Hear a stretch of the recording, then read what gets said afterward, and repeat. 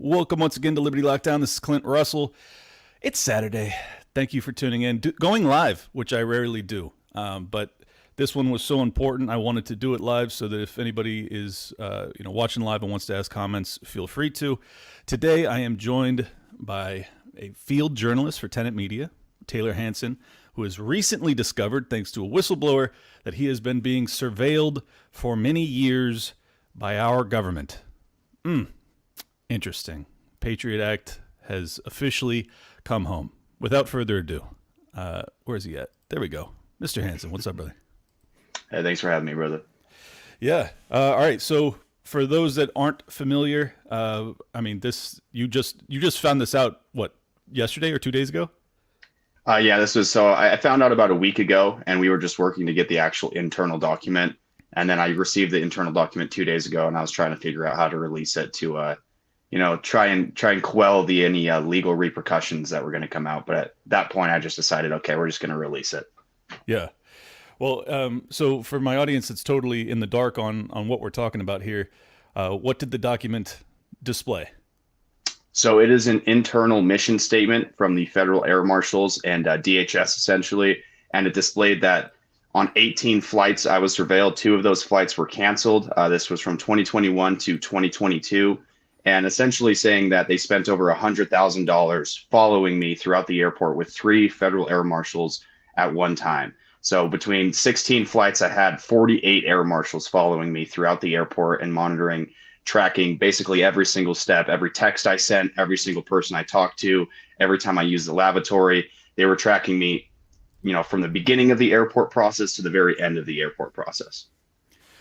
And why? This is all because of your reporting on J6. That's it? Yeah, that's what they say it is, because I documented the shooting of Ashley Babbitt and then named the shooter as Michael Byrd shortly afterwards. So that was the large factor. And that's what it says in the mission statement, is that I essentially filmed the shooting in the Capitol, which, of course, they don't say Ashley Babbitt's name. They tend to skirt away from that in any internal document. I wonder why. But and then on top of that, it said I went on Laura Ingram's program, which that was interesting to me, that actually factored in to me being labeled a DT. You'll see it on the document, and that it stands for domestic terrorist. It's basically, it's the 102 code. So it means I was the highest priority that you can possibly be. Wow. So you were the one that filmed Ashley Babbitt's murder? Yes. Yeah, there was a few other people that filmed it. Jaden X, or John Sullivan, as a lot of people know, the BLM Antifa type. He was also there. He got the left angle, and then I was directly to the right of him. I got the angle where she fell out of the window afterwards, and then the above angle after she was essentially dying on the ground. I did not realize that was you, dude. Jesus Christ.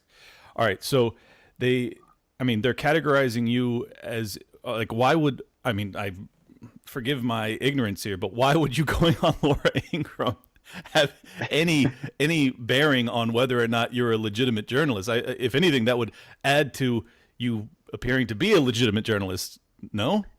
Yeah, that's in my mind. That's what I would, that's what I would consider it. But apparently, they don't appreciate it very much when you go and tell the truth afterwards about the shooting. Because you had John Sullivan go on Anderson Cooper directly after.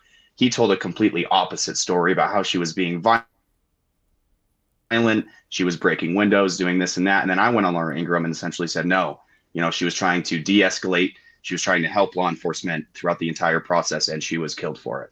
So I imagine it was the way that I actually worded it on Laura Ingram's show that factored it in, because they realized that I wasn't going to toe this kind of clown narrative and cave to the whole insurrection this, insurrection that. Yeah. So I imagine that's probably why they didn't appreciate it very much. Well, that certainly makes sense.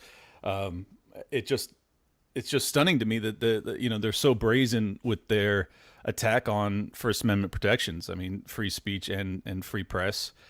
Free association, free right to protest, which is a lot of those issues were at the forefront on that fateful day. Did you ever suspect that you were being surveilled while traveling over these years? Oh, absolutely. Yeah. I mean, the air marshals, they're not very sneaky. I knew that I was being followed by air marshals and that they were on my flight. I just didn't realize there was 3 of them throughout the process. So how it would go is I would get to the airport. I couldn't check in on my phone or anything like that. I'd have to go up to the desk, And then, they give you that look at the desk when they pull up your profile, because it would pull up that document essentially stating that I am a domestic terrorist and a flight risk. And it says on the document that I have violent tendencies. I've resisted arrest, which is, of course, completely fabricated. I've never done any of that. And so at the desk, they kind of back off, and they give you that look of they're almost intimidated for some reason because that document pops up. That's what they see.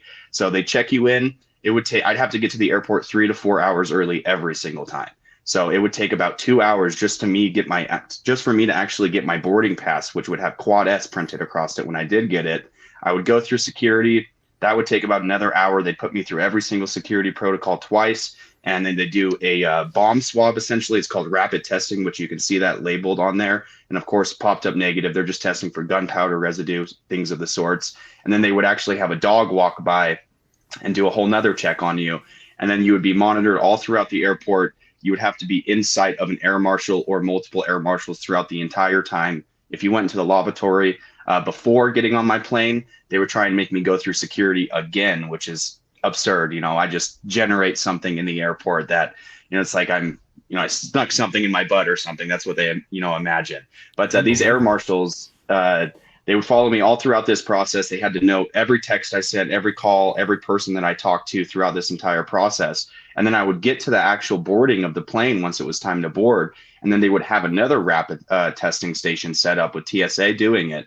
And they would tell everybody on the flight, hey, this is just a random check. And of course, I knew it wasn't a random check. They're doing it because I'm there. So I would get bomb swabbed again before I even got on the plane. So by the time I got on the plane, I would have been bomb swabbed twice and gone through security twice as well. I mean, aside from the fact that this is, unconstitutional, it's also just a tremendous waste of resources. Yeah. You're nonviolent. Do you have any record at all? No, my record is completely clean. No violent tendencies, nothing like that. I don't have a violent bone in my body. So right. they put that on there, I would imagine, because the air marshals in the past, this is a part of the Quiet Skies program, which is another DHS monitoring mass surveillance program.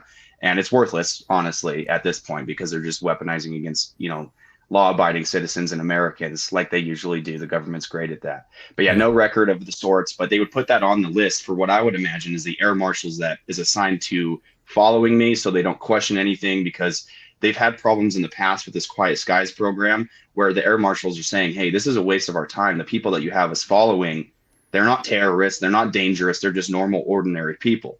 So I imagine that's probably why they labeled me as having violent tendencies, and then proceeded to use a mugshot of me from Portland, Oregon, which I have the arrest on video. I was dressed up in black bloc, documenting the riots of 2020, and I was wrongly arrested. And then I had to be booked overnight, which the charges were dropped. But because I was reporting undercover, the police didn't know. The minute they arrested me, they're like, hey, we realize who you are now, because at that time I was working loosely with Andy No and Elijah Schaefer covering the riots. And they're like, hey, dude, you're in cuffs in front of all these people. If we release you, they're going to start wondering something's going on. So that's the picture that they used for me, which is hilarious. So it's kind of just a trick in my mind to convince these air marshals that are tasked with following me and spending all day, all night following me, that this is actually worth their time.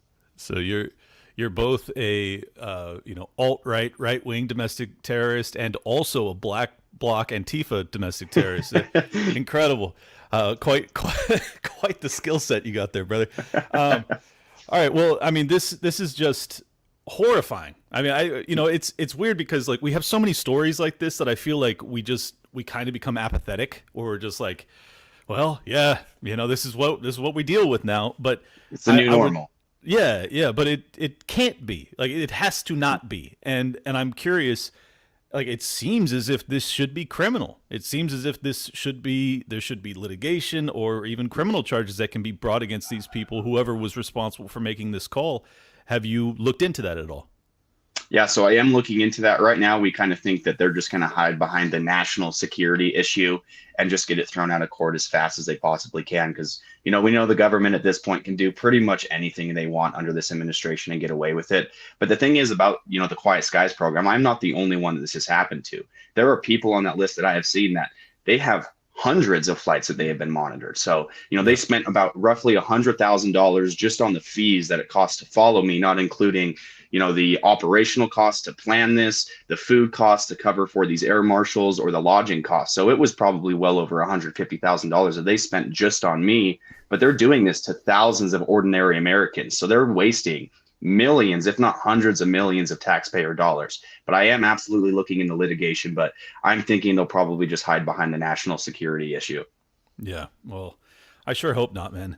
This has to be called out, and it has to be, I mean, if not litigated. I think this is criminal. Like, as much as I would love to see you just get paid millions for them violating your rights, I would really like to see these people behind bars. I think what they're doing is the complete antithesis of what this country is supposed to be founded upon. And, even though I don't believe that air marshals really do much in terms of preventing actual terrorism, if you're going to have air marshals, I would like them actually monitoring people that are on a watch list for a valid reason, even though I don't think that those watch lists are valid, and I think that they're totally politically weaponized. But it's just like, even from their own justification, their own rationale, their own logic, this is so counterproductive. I mean, what I've read recently was that essentially there are no air marshals on any of these flights, like the vast majority of flights in this country anymore, because they're all following J6ers around. Yep. Is that your understanding as well? Yeah, that's accurate. I mean, you have to think there was hundreds of thousands of people at January 6th, and almost every single person has one of these documents as well, and they are being actively followed by air marshals. So the amount of people that they would need to actually pull this off is insane. So they're not thwarting actual terrorism anymore. They're thwarting grannies that were in the Capitol on January 6th, and it's insane to me. But on top of that, you have illegal migrant flights happening every single day by the thousands. We don't know where these people are going. We don't know where they're from. You have people coming in from special interest countries that aren't even supposed to be allowed across the border, and they're being thrown directly on flights. I mean, last week I was down in Piedras Negras, Mexico, and on my flight back from Laredo, Texas, the entire airport in Laredo, it was 90%, if not more, illegal migrants being flown.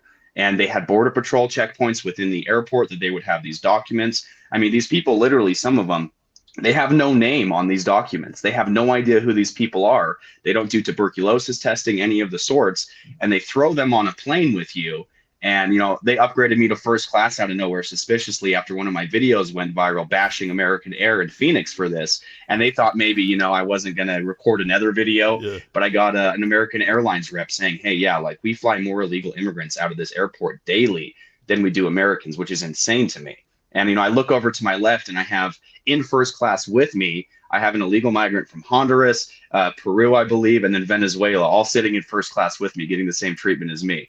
And, I pulled up to the airport and one's throwing their guts up, and then I turned back and that same one is on my plane. So I'm like, okay, you're monitoring me and other Americans that have no security risk, no violent tendencies, no history of any violent tendencies, but you're allowing people that you don't even know the origin countries. They can be lied about where these people come from, their criminal history. I mean, we see it time and time again. You're not following any of these people. You're not monitoring them. You're just sending them into inner cities, sometimes on 2 to 3 connecting flights, and they don't even know where they're going. So you're following Americans, spending all these resources when you could actually be potentially thwarting future terrorist attacks. So it's completely backwards. I don't even recognize the country anymore. Yeah, well, I've seen both your reporting as well as Ashley St. Clair coming out of Arizona. And, I got to be honest, even though I'm a libertarian and I'm not like some hardline nationalist, I am quite disturbed by the trend here that it does appear to be some sort of orchestrated, some people call it an invasion. I don't know if I'd go that far just because I don't know if any of these people, or I don't know to what extent some of these people might be dangerous. But at the same time, given how stringent our legal migration policy is, and then how lax our illegal immigration policy is, it does seem as if it's hard to just conclude that this is just bureaucracy and ignorance and the shittiness of the government, but rather an orchestrated plan. First off, I wanted to go ahead and tell me what do you think about this? Like, what do you think that this is just government being bad at what it does, or is this actually an op of some sort? No, I think we've gone past the level of incompetence quite a while ago. This is, clearly an operation of some sort. I mean, they're replacing the native population in America for a reason. And the left will scream and say, it's a conspiracy theory, but and then when they talk about it, it's celebrated. So we all know what's going on here. And I mean, you're flying dangerous people in, and a lot of these people aren't vetted in any shape, form, or way. I don't know their plans for all of these illegal immigrants. Whether it's just to change the population or if they're going to use them as a future voting bloc or even a militia at this point. I mean, there's reports of essentially one of my great friends and my cameraman, Juan Mendoza.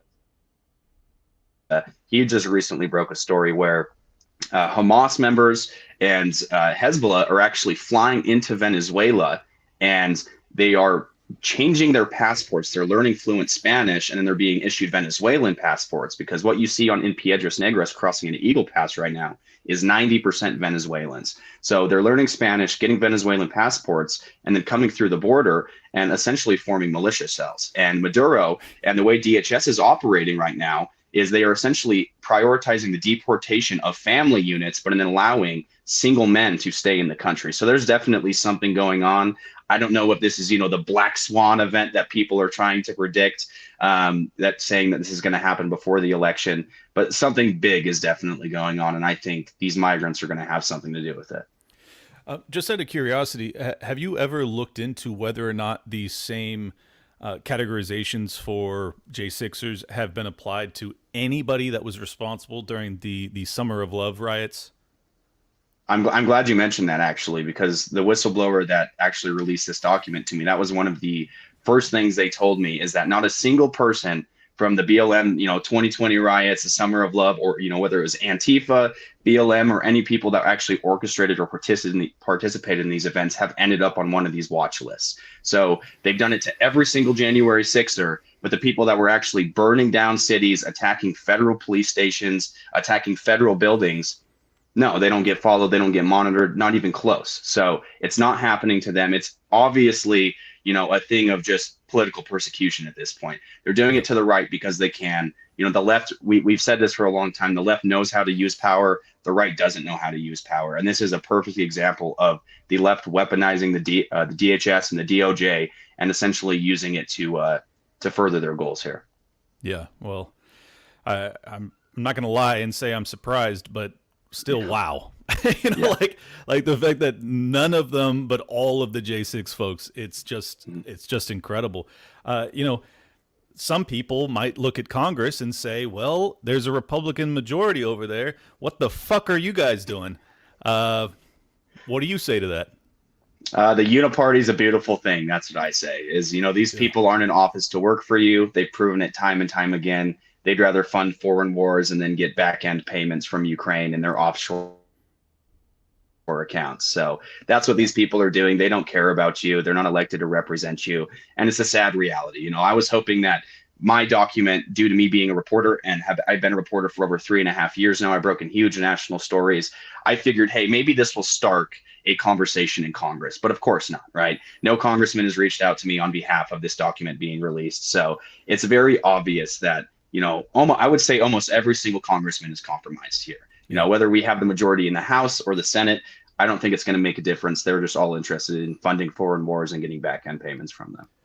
Well, it sure appears to be the case. I mean, I know Thomas Massey's a busy guy, but I think he might be one of the only honorable members, and I hope that he will look at this case because, what's so frustrating to me is that the Republican voter base, their constituents, where's the outrage from them? And if the outrage is there, then why isn't there some sort of galvanized movement to get action on their behalf? And I mean, unless you're willing to withdraw your support for these absolute traitors, I just don't know why they would ever do your bidding, why they would actually represent you, their constituent. And it's very frustrating to me that it just seems as if, conservatives tend to continue to believe that this is a reformable system, but then their own representatives, when they get the majority in the House, they allow for them to be categorized as domestic terrorists and have their lives, thrown into upheaval and surveillance, and it makes, flying nearly impossible. And that's just the reality, and no one cares. I haven't heard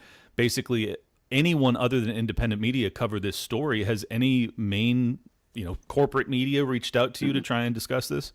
No, of course not. I mean, and they probably won't. I'm not expecting any, mainstream media sources to reach out to this, especially because I work for Tenant Media, which is a direct competitor with these people. So that gives them even a bigger incentive not to have me on their show. The only people that have reached out are people with, like you with great podcasts, people that actually are doing the good work and trying to discuss these issues, because mainstream media isn't interested in actually telling the truth.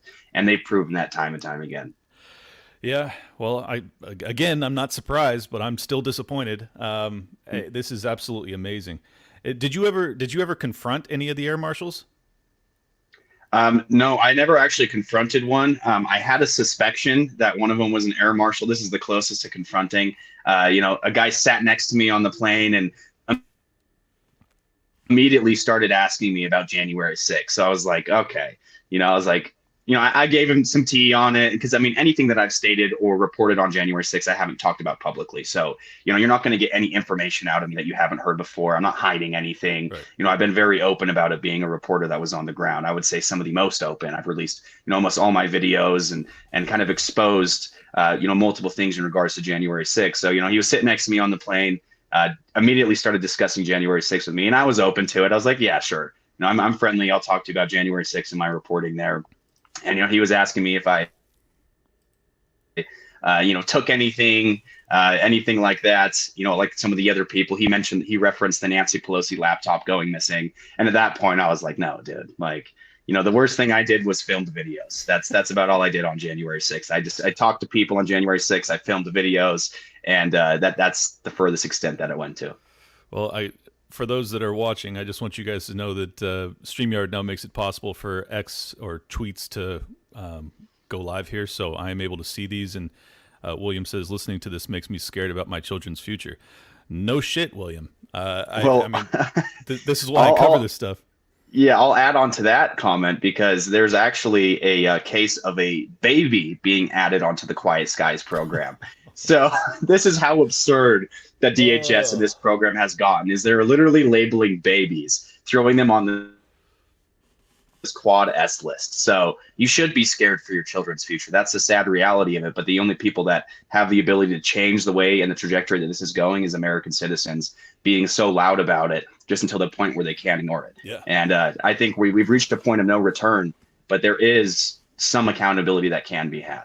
Well, I didn't intend to ask you about this, but because I didn't realize that it was your footage of the Ashley Babbitt stuff, would you mind if I ask you a couple questions about it? Yeah, of course. So was there could you hear, because from the video I watched, I was never able to hear it if it happened. Was there any warning from Officer Byrd before firing? No, so I was, John Sullivan and we were the closest people to Michael Byrd hiding behind that barrier. And that window pane had essentially been completely broken out. There was no verbal warning. People didn't even see him. That's the thing. He was hiding behind that area. And, in interviews that he gave to NBC on Lester Holt, his little fluff interview that was all pre-planned by his lawyer, Mark Schimmel, he essentially said that the CERT team, which is the tactical team, hadn't arrived yet. So that is what factored into him shooting and killing Ashley Babbitt, which is a complete load of BS considering the CERT team. The whole reason that the three officers that were at the door shifted over is because, one, they didn't think anybody was an immediate threat. And two, the CERT team had just came up the stairs, and you see them in the video. They're the ones with the tactical rifles with the tactical gear on. And, they were just kind of shooting the crap back and forth with these officers, trying to get a low on the situation. Nobody thought Ashley Babbitt was a threat in that room, but the CERT team was in that room, and I would say directly in the line of fire when Officer Byrd stepped out and actually fired that shot that killed Ashley Babbitt. But there was no verbal warning. The only verbal warnings that came were from me, John Sullivan, and because we saw the gun, we saw it peek over, and he would say, "He's got a gun, he's got a gun." But you have to understand, with how loud that room was, there was over 100 people packed into that one tiny room. So you couldn't hear from over 5 feet away, if not even closer. I could barely hear John Sullivan screaming it, and he was right next to me. So there was no verbal warning. And the thing that, the media, of course, didn't report on, they wanted to use my videos, and they did to paint a completely different narrative. essentially saying Ashley Babbitt was a dangerous terrorist. She was violent. She broke these windows, which none of it's true. The whole time, I was the first person that walked up to the door with Ashley Babbitt on January 6th. We offered Officer Yetter and others water, which, interestingly enough, Officer Yetter has now been promoted to an FBI special agent. So, and then Michael Byrd, the guy that shot and killed Ashley Babbitt, is now captain. So he was also promoted internally within the company. And no verbal warning, nothing like that. So it was, in my mind, still to this day, it's complete murder. There was no verbal warning. She was trying to help the officers. She was yelling at them to call effing help. That is a quote from her over and over again. And Zachary Alam, the man that was responsible for bashing out the windows with the helmet he was handed, he actually goes in to break that last window pane out and actually grabs him by the backpack and punches him in the face. And I broke that story down frame by frame for the American public. And still people are like, oh no, she's a terrorist. But she grabbed him, punched him, his glasses fell off, and then she went through the window. And she was an Air Force veteran of 14 years. So she understands, rules of engagement, which were completely violated in this situation. She understands how to stop a crowd from advancing. And she decided to go through that window, in my mind, because you don't stop a crowd from advancing in the same room as them. You hit the one cinch point and you can push people out if they try and get through there. And that's exactly what she did. But then Michael Byrd decided to step forward and murder her. That's interesting. I had never heard that thesis, that she may have been getting to the other side of the window so that she could actually just put a hand up and basically keep people out. The reality is that she was unarmed, correct? Yeah, she was unarmed. Yeah. Tiny lady, unarmed, who was also preventing someone who was more violent, who had broken the glass and was trying to get through, had prevented him from going through. Really, really a remarkable story that I feel like just simply does not get enough coverage. And that includes the Fox Newses of the world. I feel like absolutely, it just does not get talked about nearly enough. You have all of these examples of police violence when it comes to, the black community or to any sort of Democrat. And it's like front page news for years. And I think in some cases it ought to be. But then in this case, it's just totally buried. And to have this guy get promoted to captain is that insult to injury. Is there, my understanding is that like law enforcement is required before using deadly force to give a verbal command. Are they not?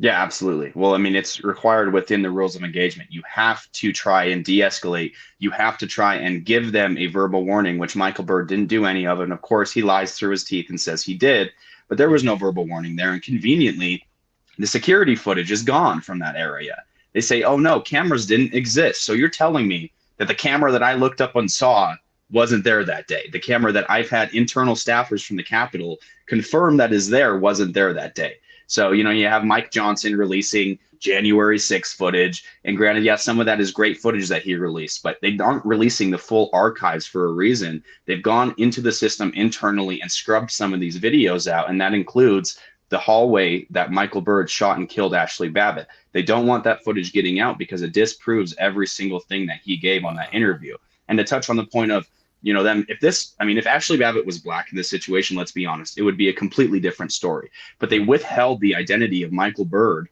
for as long as they possibly could. And then when I exposed it a month later in February, they still were silent on it. And, I released a whole thread detailing, hey, this is the guy. All I did after that month, I became obsessed with it because I was like, I've never seen the media cover up a national shooting like this in my entire life. Usually, like you said, this would be front page news, especially one of the most high profile shootings that the country has ever seen. This is in the United States Capitol. This should be covered everywhere. But it wasn't. It's an unarmed woman.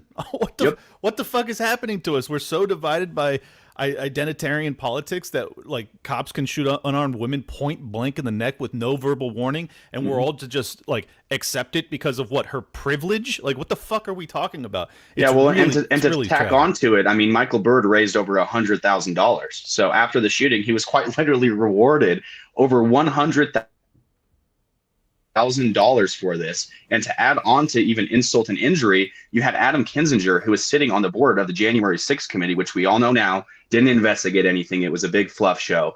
And he actually was donating to Michael Byrd while he was a sitting member of the committee responsible for allegedly investigating what took place on January 6th. So he's donating to the man that shot and killed an unarmed woman in the Capitol while he's supposed to be investigating this. And throughout all of the January 6th committee hearings, I don't believe they mentioned Ashley Babbitt's name once. And you see this even on the document that they said that I filmed a shooting in the Capitol. They didn't say Ashley Babbitt's name. Nobody will say her name because they know this is a big no-go zone for them because it was completely unjustified. And, they're running 24/7 to cover this shooting up.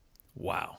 That's crazy that Kinzinger was donating to the dude while on the commission. That's fucking wild.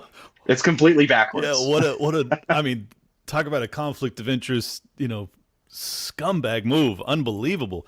Well, I really appreciate the insight on that because I've had a lot of these questions and I had no idea that you had this knowledge that I could actually ask you. So I'm really appreciative of it.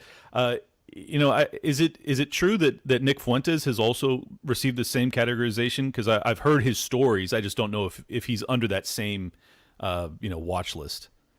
So I'm not entirely sure on his. I do believe he was put temporarily on the no-fly list. I believe he is now classified in the Quad S category, so the same category I was in. But he has definitely been monitored. I can confirm that he has been monitored to an extent by air marshals and federal government officials.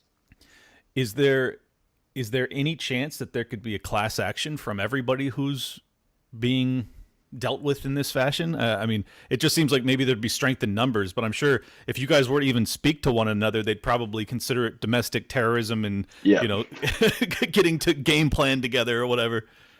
Well, it's funny because in a lot of the January 6ers charging documents, they can't talk to anybody that was there that day. So I think that's one way to try and thwart something like that because you can't even talk to them. Like a lot of January 6ers can't even talk to me, even though I'm a credentialed reporter. I reported on the event. I haven't been criminally charged for anything, but a lot of them can't even talk to me until their probation is up. So I think that is their way to get around it. And, they have within the Quiet Skies program, all of it's private. I was incredibly lucky to be able to get access to my document. Nobody else is probably going to be able to get access to their internal documents like I did because of the whistleblower that I had. But there are thousands of these people that are on this. And I think, what would be best for this country is to release every single document, show the level of this, spying program, because that's exactly what it is. And that would cause an absolute shitstorm. My document in itself, because I'm a reporter, caused a shitstorm on Twitter. But imagine if there was all of a sudden thousands of these internal documents leaked by a patriot within there that's tired of this stuff. I think it would be amazing. I think that's the only way you're going to see a big class action lawsuit. But like I said before, we're looking into filing charges or something against this so we can at least get, reparations for the time that I was harassed and followed by the federal government over and over again. But I think they're going to hide behind the national security issue on this because this administration is just out of control. And, it didn't stop. The monitoring didn't stop in the airport either. I had black cars following me. I had FBI agents following me for 2 years. It got to the point of where they were scaring my girlfriend so bad, they would follow her in an all blacked out Escalade when she was walking my dogs in the morning. And at that point, I reached out to my attorney and I said, you need to talk to these guys. You need to reach out to the FBI because I'm getting tired of this. And it's a scary thought that if my door is kicked down in the middle of the night, do I even reach for my gun? Because what if it's the FBI or is it an intruder? So I'm kind of in a predicament there. It's like, okay, so now I don't even feel like I can use my Second Amendment rights to defend myself. And on top of that, I'm now listed in the registry. I don't know exactly what it pops up on, but when they do the FBI database check, I can't buy a gun from an FFL dealer. So any weapon that, if I want to purchase a weapon, even though I've never been charged of anything, the highest crime I've ever done is a misdemeanor. I cannot purchase a gun through an FFL dealer, which is absolutely absurd. Jesus, dude. The story just keeps getting worse and worse. Do you know, maybe you said it and I missed it, but do you know what law what'd you call it? The Open Skies? Is it Open Skies? Mm-hmm. Yeah, it's Open Skies program. Is the Open Skies program under the purview of the Patriot Act or what? Do you know? I'm not entirely sure, honestly. I would imagine it has to do with the Patriot Act just because that's what kind of opened the untapped monitoring of American citizens. I'm not entirely sure. I can probably reach out to my contact, though, and figure that out just to confirm. Yeah, I think we ought to because, really the only way you resolve this is to get those laws off the books. To me, they're clearly unconstitutional. They should have been challenged, to the Supreme Court long ago. But if they're going to be doing this to thousands of people that, especially in your case, a journalist who wasn't even charged with anything, this is beyond the pale, man. Like this is fucking this is East Germany, this is USSR, this is everything that we read in history books about that I can't believe is happening here, and it's kind of happening without people really paying attention to it. And I think I mean, this is why I do the show, is because I want people to be aware. I'm sorry for what you went through. I mean, for what it's worth, it's a real tragedy, and I'm impressed that you continue to to cover any of this stuff, because if I had black cars following me around, I don't know if I would maintain the will to keep going. Did you ever consider quitting? No, I mean, it's never, I'd say at one point in my mind, I considered kind of taking a step back, at least from the January 6th issue for a minute. And I kind of withdrew from, fully going balls to the wall on January 6th, but that was mainly due just to other obligations within reporting in my personal life. But it was never really in my mind to quit, just because, I mean, I never got into this industry, for the money. Journalists don't make great money, by the way. And neither do podcasters, despite people calling me a grifter all the time. but no, quitting has never been really in my mind, just because I do this because I love it. And mainly I do this because I love my country and I want to be able to document history. There's nothing else that I have a passion for. Same. I have a passion for politics and for telling the truth. And, I found God quite a while ago, just because, at one point I thought I was poisoned, and, that freaked me out really bad. And, I went and got a toxicology screening. They had no idea what was in my system. It came back as inconclusive, but they knew something was in my system. And I was essentially deathly ill for almost a week and a half straight. I just felt brittle. I was falling apart.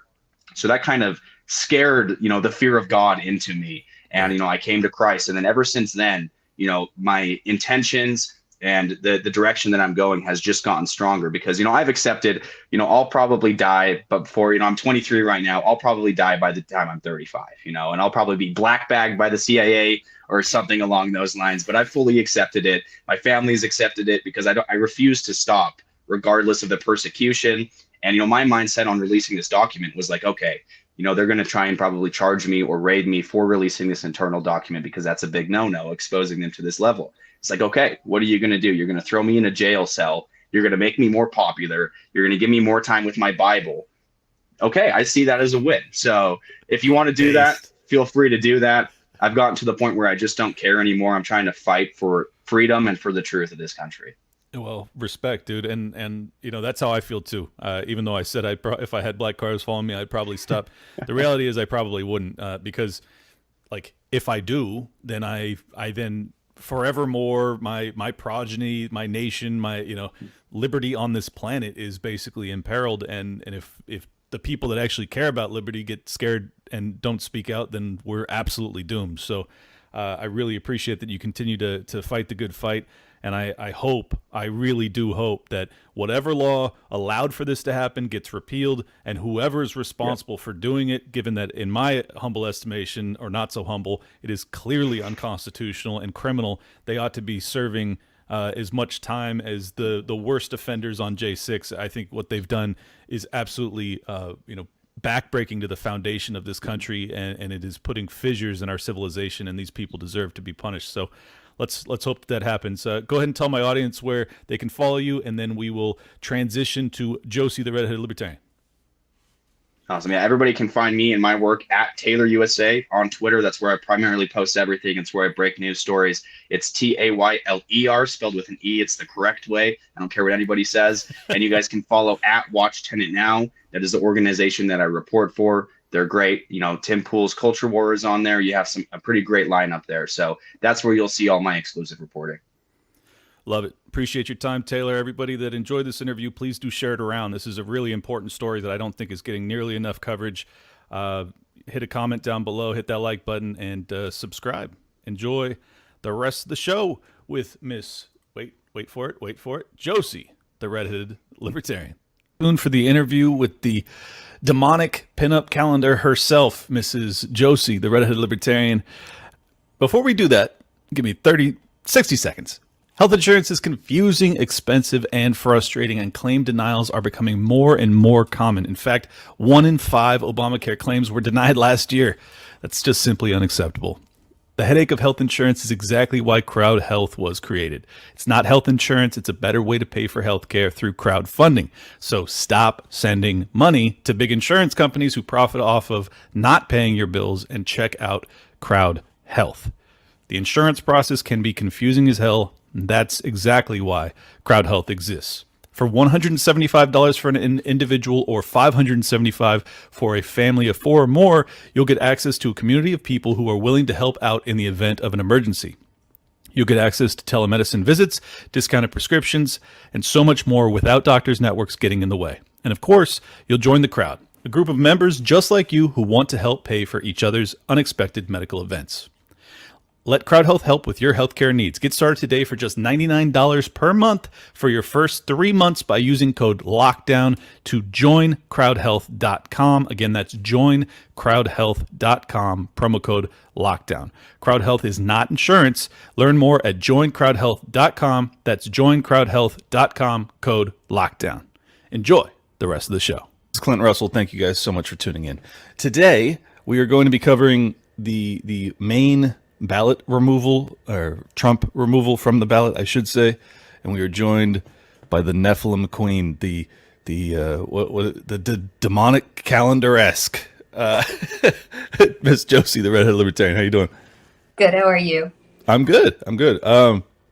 So yeah, let's before we get into the online drama nonsense, let's talk about what actually matters, which is the front runner for the presidency, by far, not even close, and he has been removed by diktat by the Secretary of State of Maine.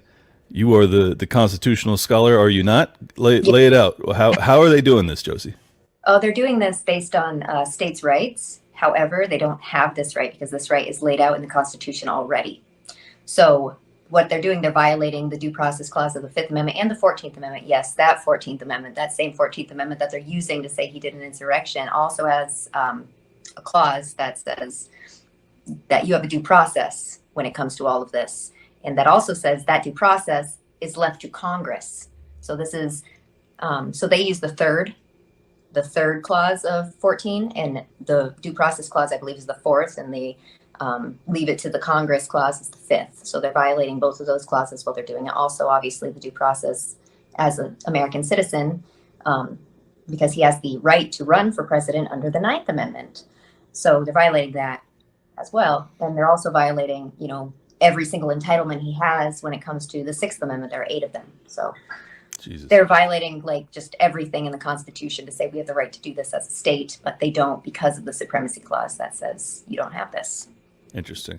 Well, and my understanding is that, or their claim rather, is that you do not have to be found guilty of insurrection. You just have to have participated in one, which I find fascinating, that there would be any sort of capacity to remove someone from the ballot just based off of a charge that has never been brought in a court of law. Because okay, so it's okay. So if you're going to remove somebody's right, which I said he has a right as an American citizen who's over 35 years old to run for president, that's a natural right he has. If you're going to take away somebody's right, like in the way you would put them in a prison, you take away their rights. If you're going to take away somebody's right, you need due process to take away their rights. Right. And they didn't do any of that. You can't just say, "Oh no, you participated in this, therefore I'm going to take away your rights." And a Secretary of State did that, not a judge.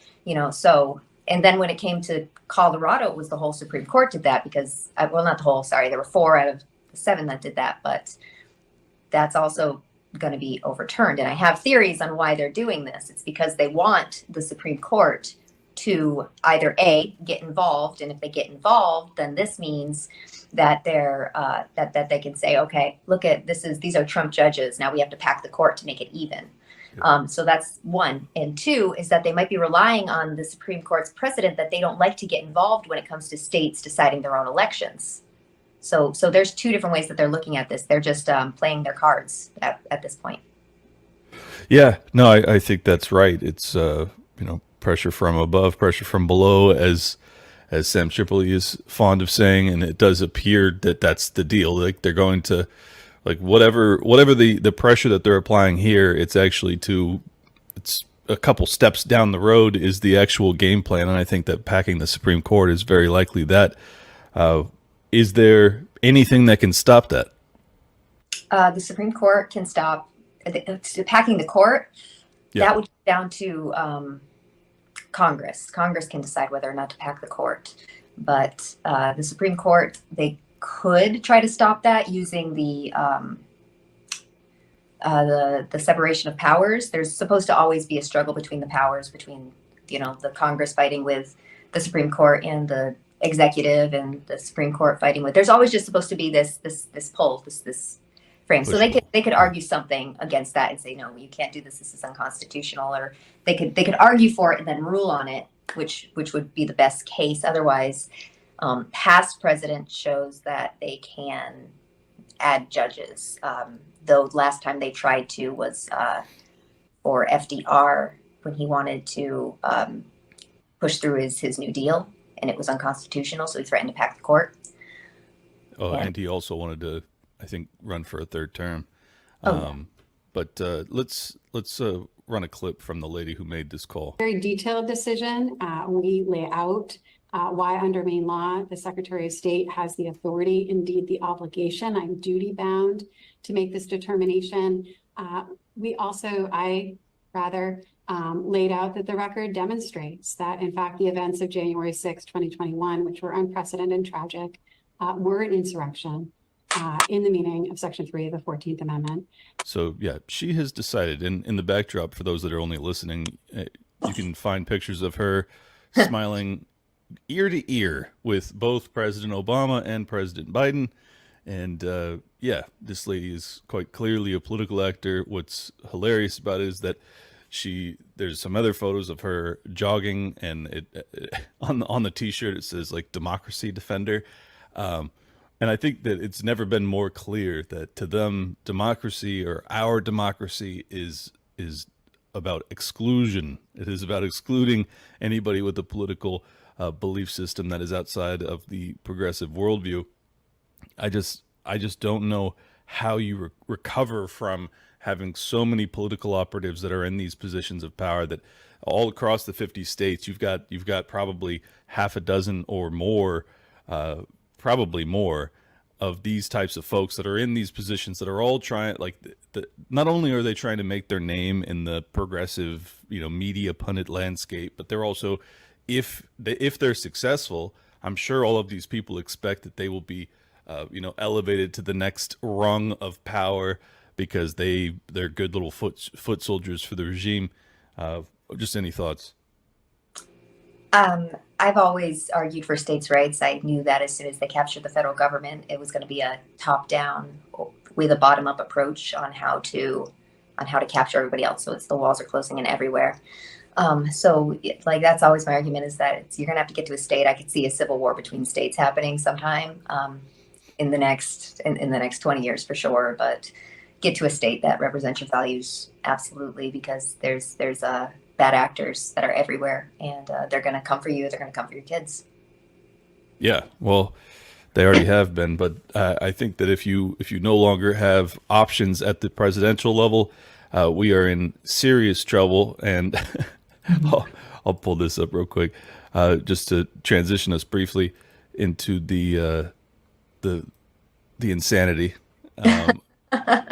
We got Top Lofts' new design, Josie's homemade pies. So you did a calendar shoot for. Well, go ahead and I'd like to hear your summation of what's transpired here. Sure. So I'll start from the beginning. How's that? Sure. All right. So I was invited by Seth Weathers, who is a conservative dad, the CEO, and they have the ultra right beer, this company. And this beer kind of came out, and to kind of contrast the whole Bud Light thing, right? So they made this beer like, well, we're not going to have any woke beer. We're going to have this right beer. And then on the can, it says things like, exercise, eat healthy, drink a little. It doesn't encourage drinking. He's the only CEO of a beer company that says don't drink too much. So that's crazy. But he came out, he asked he said he was going to do this calendar. And this was in contrast to Dylan Mulvaney, who modeled in a bathtub with beer cans. He's going to do this calendar.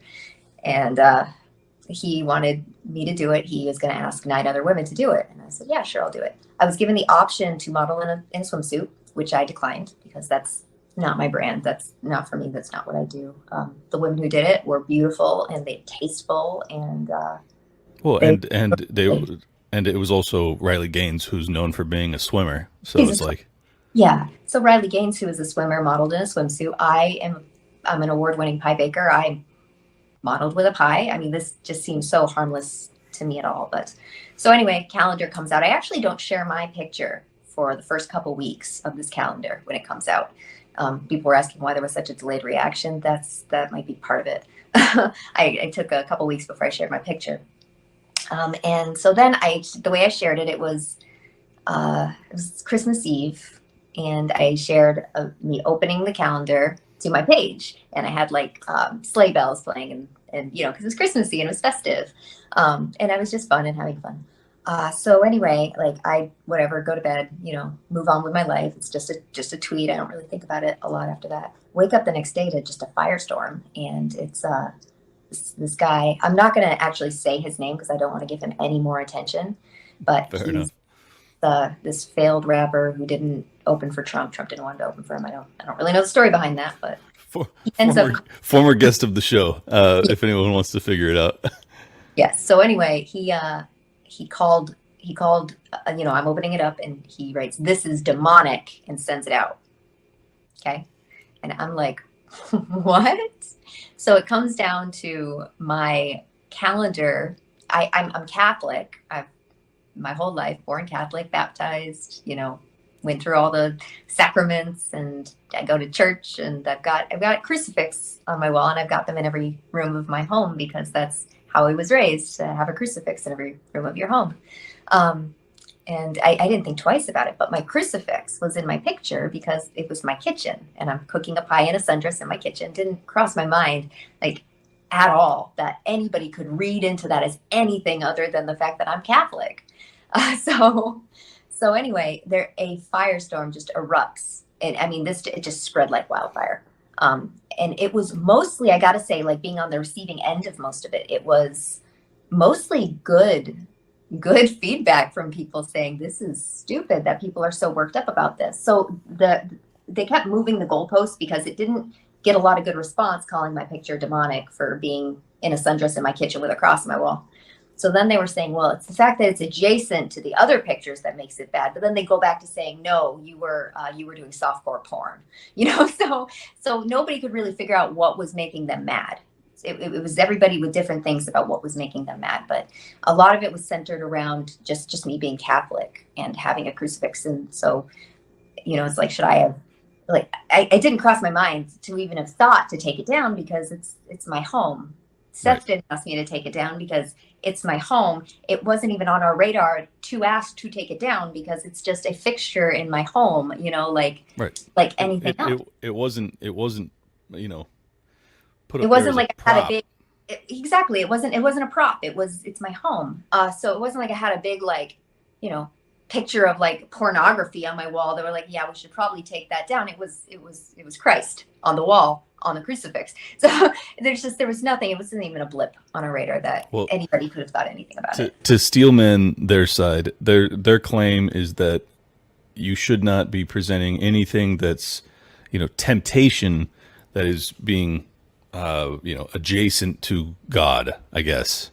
Yes. Which, that's their take. So what do you say to that? Well, I heard this from a few different women, who were lecturing me on modesty, and they were wearing rosaries crosses around their necks, right into their cleavage, while they were yelling at me about modesty and Christ. So, and then another one, skin tight, looks like it could have been painted on her, with again wearing a cross. So these are women I believe were just jealous that they weren't asked to be in this calendar. I'm sure they would have thrown themselves at it had they been asked. They wouldn't have even thought twice about it. They'd be like, oh yeah, of course I'm going to do that, because I've seen their Instagrams. So So yeah, it's all very dishonest. It's all very preachy. It's all judgy. It's all the worst parts of Christianity that are coming out, and Yeah, mixed it's with Islam. yeah, it's disappointing, man. It certainly served as when I posted about it, it was in day 3. We're now in day 7, I think, of the. Yes. By the way, I think I dubbed it calendargate. I was the first one to. Were you? I think I was the first one to actually tweet that. So Oh, wow. just saying. That's cool. Uh, Calling but it, I didn't know what to call it. I was calling it Piegate for a while, Pi Harem. yeah. Yeah, Calendargate. It's taken off. Well, I hope Seth appreciates the branding that I offered, because it has moved. Look, this is the thing that's so bizarre to me. I don't know hardly anybody that buys physical calendars. I think I might be the last one, because I use it for scheduling on my show, because I like to just have a physical one. But I don't know how many people use physical calendars anymore, or buy anything like this, a pinup calendar. But it has to have way outperformed what they ever expected, I would imagine. Oh, absolutely, hands down. And now they're making, more merch off it. Like my apron is for sale now. Like that was just something he made just for me to do the photo shoot. That's it. Yeah. And now it's up on there, and I'm advertising it. You got a picture of me up there with my calendar picture with the apron. Well, So and Top Lobster's creating new merch off of it. I mean, it's basically becoming a permanent fixture of our community. by the way, if you do go to the website, what's the website offhand? Is it conservativedad.com? I don't want to give it the wrong one. I don't even have it written down. But That's what it is. promo code is demonic. Promo code demonic, and you can get my apron. I love it. I love it. Well, yeah, I mean, I guess it's just slow news cycle that we would have 7 days of this. But I really do think that, this is actually what James Lindsay has been talking a lot about, is this Christian nationalism that is attempting to, I guess, replace the more secular variation of the conservative movement. Mm-hmm. And I'm not a member of either community, so I don't much care. But in terms of like the fact that I live here, and I don't want to live under a Christian nationalist framework. I want to live under a constitutional republic, which I thought most Republicans, that, or at least the good Republicans, that's what they wanted too. And it seems like this is now yet another, division tactic. And I get it. I understand that if you've looked around and you've seen your community and your culture rotting from underneath you, and you see your kids coming home with gender dysphoria and all sorts of stuff, I understand why you would be like, no, we're not just going back to, classical liberalism, constitutional republic. No, we're going all the way to Christian nationalism. I don't know if some of them probably want a monarch or something. How do you think this all shakes out? I think that we're so divided right now. And this is like, I'm pretty good at kind of predicting things by kind of reading the room. I didn't see this coming. I didn't see this coming at all. I looked back at my tweets, and I think it was December 4th or December 7th. I actually asked about Christian nationalism. I'm like, I'm sorry, I don't really know. I don't really understand this, but have the Christian nationalists done something to demonize them? Because I don't know. I don't want to be the next person to be like, bad because you're religious and you're crossing with whatever. So I actually asked about it. I'm like, I don't know. I'm like, have they done something? And then this happens. This happens just a few weeks later, and I'm like, oh, this is what this is about. Okay. Yeah. So I don't see a way. What I like about Calendargate is that it exposed the devious parts of Christian nationalism, and it turned a lot of people off to what it was, because it was so harmless. I think if the Christian nationalists initially came for Peyton Drew or one of the girls who were pretty in a bikini, then I think that it could have had more legs to it, I guess. Right. And they tried to do you. Yeah, it came for me. And they did try. So there's a Newsweek article on this that doesn't mention me at all, even though the whole story centered around my picture in the calendar. They wanted to frame it as conservatives posting a slutty calendar. So they didn't share any picture that wasn't a bathing suit. They were very careful how they did that. But then they used all the tweets that were directed at me towards these girls. So I Right. thought that was really dishonest journalism. Newsweek.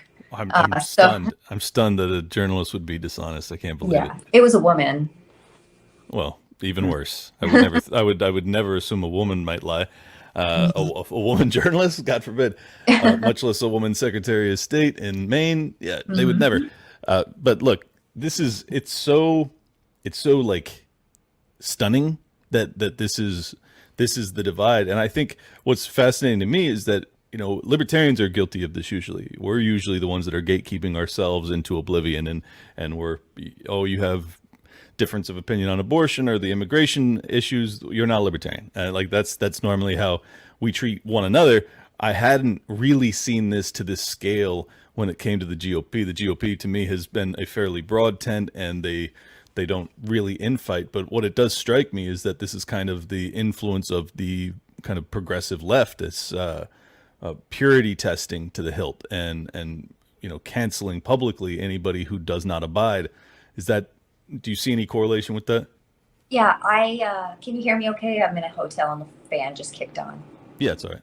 Okay. So I didn't experience being canceled at all. I didn't lose any followers. Nobody messaged me and said I can't follow you anymore. Like I mean, if they Yeah. did, I would have been blown away. I'm like, this is the most benign photo ever. But Yes. you know. I was more worried that it was going to get annoying. So that was so I actually tried to shut it down on day 3. I was like, we're closing this down. Like, I'm going to shut this down because you guys deserve a news cycle that is more than just calendargate, because there are very important things going on in the world, things I talk about all the time, and then on top of my history, like I was able to hop on the 26th and write a whole thread about Washington crossing the Delaware and slaying the Hessian army in their sleep. Thank God, because I was losing it at that point, because it's so superficial to me to be in this position. It's not who I am. I'm a deep person, and I'm about the culture war, and I'm about history, and I'm about the Constitution and the Bill of Rights, and I'm dealing with this people yelling at me about not being modest in my own home because I'm religious, So it was just the most bizarre experience of my life, honestly. But I didn't experience any backlash from it at all. Everything was really good. I gained a lot of followers. Let me get back to that. So I said I was going to shut it down, 3 days in, and then it started kind of winding down, which is good. I'm like, this is good. I'm following my my analytics, and it's showing that things are calming down. I'm like, all right, good. I was able to shut this down. But then Jenna Ellis jumps in. Jenna Ellis jumps into this, and it just firestorms right back up again. And I'm like, all right, because I gotta drag her. I gotta shut her down. She's a terrible person.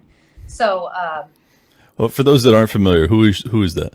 Jenna Ellis was Trump's lawyer, and she was one of the ones in Georgia that got that got in trouble, which I actually thought was really, really like unconstitutional. And I defended her for that they were trying to. So did I. Absolutely. I mean, they were trying to prosecute his entire legal team. Of course, we would defend that. Yeah. So I defended that. That was ridiculous, and I defended her like tooth and nail. So anyway, she ended up doing this like GoFundMe, raising a bunch of money, saying, I'm going to fight this, guys. And she's a lawyer, so we're like believing her and stuff. And people gave her a lot of money to help for her fight, and she just caved. She read like, I'm so sorry, like I like just this letter. She cried. Yeah, about she took a plea deal. Took a plea deal, yeah. And so on one end, at the time when she took the plea deal, I'm like, okay, is there anybody in this world I love enough for to go to jail for 20 years? My children, period. And I'm like, okay, so I understand. But you know what? Be honest about it. It makes you human. Say, I don't love this guy enough to go to jail for 20 years. I don't love him enough. Sorry, I'm going to take a plea deal. Just be honest about it. That's it. That's all she needed to do, and she wasn't. So instead she was like, oh, it just was the right thing to do. Yeah. Like, oh, spare me that. So after that, she had just lost. I mean, if it is the right thing to do, you have to explain that shift, because you're in his team, you're working to defend him, and now the heat gets turned up on you, and now it's the right. You've committed some sort of wrong. If you're taking a plea deal, you're acknowledging wrongdoing of some sort. So, what changed? And I think that the answer is most likely that nothing changed, that she was essentially coerced. But, then to turn around and espouse some sort of, holier than thou Christian value set and some sort of Christian superiority on top of that, because that's really what she's doing. She's claiming that you're not being modest, and she even described the calendar as, pornographic, as softcore porn, a whole bunch of descriptions that simply don't apply. Yes. So what she did, she, took my picture and described it as, because she shared a book. She's like, this softcore porn, if you want to understand what's going on, read this book. And I'm like, and I responded, and I'm like, actually, it's a demonic calendar, and we rock it, because it's funny. We've all been using that term demonic to drag that guy. So she responds to that. And she's like, wow, now you're just doing this for shock value. And I'm like nothing's shocking at all about this video or about this clip, this photo. And, she just kept going. And so I found a picture on her IG where she was dressed exactly the same dress as me, only pink, exactly the same one. And I was just like, spare me your righteous indignation. I'm like, I'm wearing more layers than you in this. You're dressed exactly like me. And she was trying to because you have an apron on. I have an apron on, exactly. And so, she was doing that kind of I know I don't really look good pose, and I'm standing there posing my pie, but she was doing, she tried to turn it around. I was just having fun and you were it was different. I'm like, no, you were in public. You were dressed like that in public, so she tried to double down. She tried to defend it. And she did that for a while about that picture. She was caught in her double standard and didn't know how to walk it back. So I asked her to calm down twice last night, and then I just disengaged her. I'm not sure if she calmed down or not. Well, there's other photos. No, it did not work. It never does. There's other photos of her in a bathing suit that are laying out by the pool, and they're posted publicly. It's like, look, I just think that this is what shows how fraudulent all this is that almost every single woman has taken a photo like that at some point, and yours being, literally, it could have been, I could have dubbed it anklegate if I wanted to be more cheeky. I love that my boss, Timcast, by the way, everybody go subscribe over to timcast.com. He heard it twice, and he goes, the first thing he's like, dear God, Josie, cover up your ankles. Yes, exactly. And then the second time, and the second time he's shared the same exact one. It was a side by side of me and Jenna, and he goes, who do I get my morals from? He's like, I don't remember what he called her. What did he call her? The traitor, the something, I don't know, whatever she did. Or, the libertarian Catholic baking a pie with her legs showing. Who do I get this from?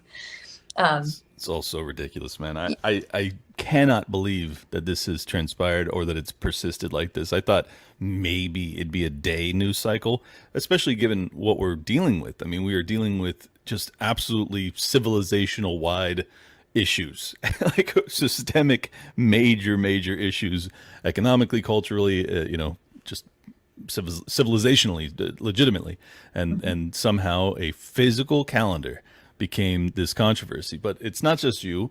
Ashley St. Clair they've been digging up old tweets of hers and old video clips of hers when she was basically a kid, and trying to ruin her or paint her as some sort of hypocrite. I think it's all of the heat that I've seen so far, for the most part, has been targeted at you and Ashley. Your a little bit of Riley. Well, yeah, a little bit of Riley too, and I'm sure it's trickled down, but I'm just saying in terms of scale, that's what I've seen the most of.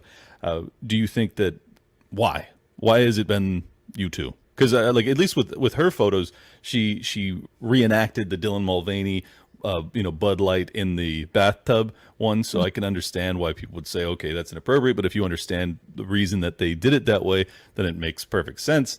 Yours is so benign, I don't know how it could possibly be an issue other than the fact that there's a cross on the wall, but it's your kitchen, so who gives a shit? I don't know. It's all crazy to me. Why do you think the aim has been focused in different places that you would not expect? A lot of us, or maybe half of us in the calendar, have pretty large followings. I have a large one. Dana's got a large one. Ashley does.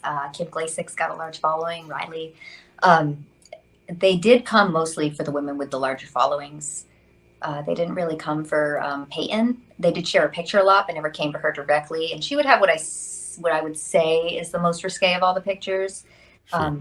I think she's beautiful in it. So that's not me judging. That's just me kind of looking at it from their perspective. But they would use her picture, but they'd never name her. So I think that a lot of it had to do with follower counts. And Ashley and I are well loved, you know. Yeah. And that can have a lot to do with it too. If you see somebody, it's easier to believe the bad things about people than it is to believe the good things about them. And when you take two women who are funny and charismatic and just very, very well liked within the spheres that you're in, and you, especially if you're a woman or if you're a man who is not getting the attention that you believe you are entitled to, but you're seeing women get it, and maybe you have issues with that. You know, there is a level of misogyny here, and I hate using that word, but it's real and it exists, even though it doesn't exist in the way that the left tends to use it. But there is, like, this guy, I'm not going to say his name again, and when he came at me with things like, you're being emotional, you know, you need to like relax, while gaslighting me about things. So there's a level of misogyny that went into this. Yeah, his claim was that it was not targeted at you as much as it was the juxtaposition of the front page, which is Riley in the bathing suit, and then you with the cross. And it was not about your pose or anything to do with you, but just the fact that there's a cross anywhere in the calendar. Also the fact that it was called Conservatives Dad, or Conservative Dads rather, with apostrophe. So, you know, singular possessive. You've given grammar lessons to about 1 million people over the past week. I've given grammar lessons to people that I respected. Yes. I am appalled by this. This is very basic. Okay. So when an apostrophe precedes an S, it makes it singular possessive. It means like, this is Clint's podcast, right? If I were advertising my Spaces show to Clint, I would say, this is for Clint's everywhere. And there would be no apostrophe. And this is just something very basic. This is, you know, I would look at that and say, okay, this is the English language. I would never have even thought it would be that could even cross somebody's mind. Like this, we've taken this very specific branch of the conservatives and we're going to market this calendar toward them, that it couldn't just be one man's brand. It was just so bizarre. Yeah. Well, and so people understand, it's Conservative Dads. Is it beer or what's Conservative Dads, ultra right beer, or Conservative Dads calendar, most beautiful conservative women in America, whatever he called it. Conservative Dads with an apostrophe S. Right. So the brand is Conservative Dad. Yeah. He is Conservative Dad, and this is Conservative Dad's brand. Yep. Got it. Seth Okay. Weather, Conservative Dad. Yeah. Well, look, I hope Seth tripled whatever you were paid for that shoot, because I'm sure it wasn't a ton of money, but you absolutely outperformed and out-delivered. And I hope that Tim gives you a raise, and everybody involved in this, including the people that dragged you, they ought to be at least giving you a portion of their ad revenue. I've actually asked them specifically. I put that out there. I said, okay, you all have extra money because of me. I'm like, donate my portion to St. Jude's. That's a very important charity to me. My daughter has a condition, CRMO, chronic recurrent multifocal osteomyelitis. She's in remission from it right now, but they are the only place that researches how to fix it, how to cure it. So you donate money there, and you can even put it toward research for CRMO. There's also a portion of the calendar's sales itself are going to charity too. Yeah. That portion goes to Riley Gaines' charity, which helps keep men out of women's sports. She's working that. So a bunch of conservative values that are being pushed here, or at least benefited from this process. So just more reason that this was all absurd and ridiculous. But I hope that the firestorm, honestly, I don't see how the firestorm could have been a negative for you. It was a controversy that managed to bring in thousands of more followers to you, and thousands of more people that are thinking more seriously about what they want the future of this country to be. Do they want this to be some hard, like basically women in burqas type of, version of Christian nationalism, or do they want to go back to a classical liberalism where you get to kind of live and let live? We'll see. I don't know, but at least it allows people to think about it. I agree with that. Okay. Well, cool. thank you so much for joining me, Josie. I got to go do the best political show over on all one word We Are Change over on Rumble. I'm going to go do that in about an hour, but you can find her Spaces with Josie. Obviously, I've done them with her a whole bunch of times. She does great interviews over there. Go ahead and tell my audience about some of the guests you've had. Okay, cool. I've had on Vivek Ramaswamy. I've had him on twice. I've had on Congressman Massey. I've had on Jake Shields, Scott Adams, Dave Smith. Malice. What? Michael Malice, right? Malice has been on with me kind of through a different sort of variant of Spaces. Oh, that's right. Yeah. Yep. Alex Stein. I've had on so many cool people. Lauren Southern. I've got really cool ones coming up. I haven't set my schedule for January yet, but I've got a list of them that are all on deck. So it's going to be a really wild January. I'm really looking forward to that. Awesome. Well, speaking of Vivek, there might be some news dropping here soon, but we'll hold off on that. Go ahead and tell people where they can follow you, and we'll get out of here. Or you can follow me at TRHL Official on X, and you can go over to timcast.com and become a member and help support our work. And when you do that, you get to see my Spaces with Josie episode video side. So that's fun. All my reactions to my spaces. So. And then on top of that, go to conservativedad.com if you want to pick up the silly calendar. Go pick up the calendar. If you're the type that likes physical calendars, shout out to Seth. I'm sure he's thrilled with all of this.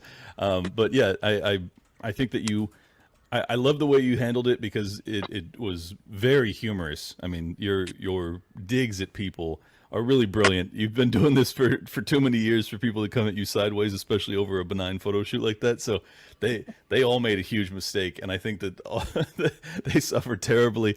So I don't know. I think that you certainly were victorious throughout what I would consider a controversy over nothing. And I appreciate you making my timeline entertaining for a week. Thank you. I think that everybody really needed to laugh. That's my thoughts on it. And we are so stressed. Everything sucks. People were saying, "Oh, I don't want to see any more of it," but I think that it was nice to laugh for a while. Well, it was during the holidays. We didn't have anything to do. So give us something to laugh about. Exactly. Alrighty, we're out of here, folks. Make sure you hit the like button, leave a comment, and subscribe. Peace. Welcome to Liberty Lockdown. Please scan your barcode.